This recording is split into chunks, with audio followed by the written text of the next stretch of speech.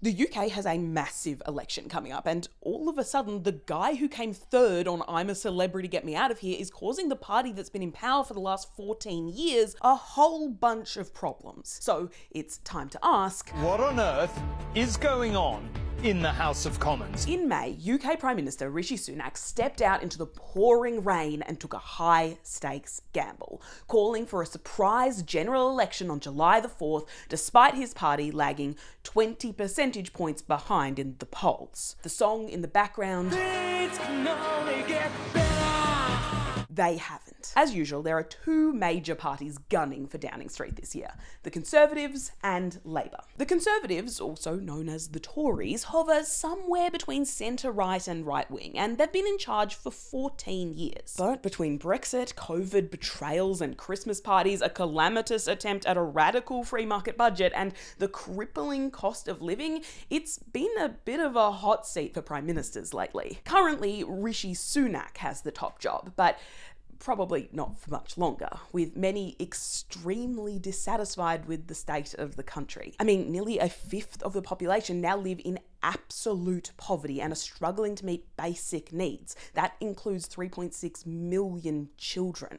The National Health Service is crumbling under extreme pressure, with some people waiting up to 2 years for treatments like hip replacements. And despite the Conservatives claiming they got Brexit done, many feel the UK left the European Union without a clear plan, doing potentially irreparable damage to the economy. Now, pre-election polling is by no means a precise science, but even taking the results with a healthy pinch of salt, things are looking pretty bleak for the Tories. In fact, they may well lose 232 seats. And that's where Labour comes in. The centre-left party is currently headed by Keir Starmer, a self-described socialist and former public defender that really wants to convince you that, actually he isn't boring like everyone keeps saying. His party has been accused of failing to be, well, at all ambitious in their manifesto this time round, as well as alienating parts of their supporter base. And while the allegedly not bland leader has some popular policies as well,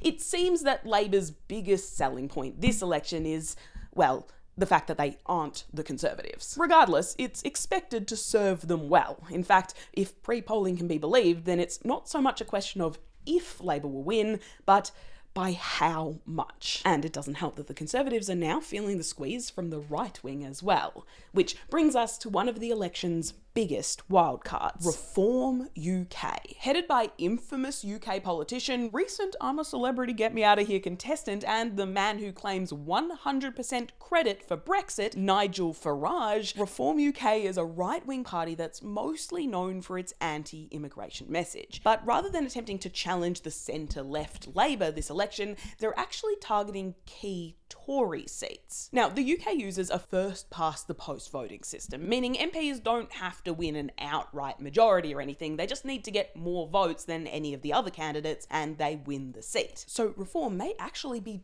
trying to split the right-wing voting pool in certain targeted areas, thus depriving the Conservatives of a win and getting one step closer to their long-term goal of becoming the right-wing party in the UK. That being said, in this scenario, Reform doesn't win the seat either. In fact, despite pre-polling showing them courting about 15% of the voter share, they'll likely only have a couple of MPs in the House of Commons. Still, that much voter support for a party more radically on the right sends a clear message. And so will the performance of a host of other parties that are going up against the Tories and Labour too. These include the Liberal Democrats and the Green Party, who are among those talking about the climate crisis with a sense of urgency that many would say is lacking from the big two players. Now, given everything I've just said, you are probably wondering, well, why on earth Sunak called for an election in the first place? Well, that's because by law, he had to declare one before January 28th, 2025. And despite how bad things are for him now, he likely figured that things can only get worse the longer the year went on. So he took the gamble. And yes, chances are it won't pay off. But then again, given the state of perpetual chaos that British politics has been in these last couple of years, we may well be eating our words come the morning of July 5th.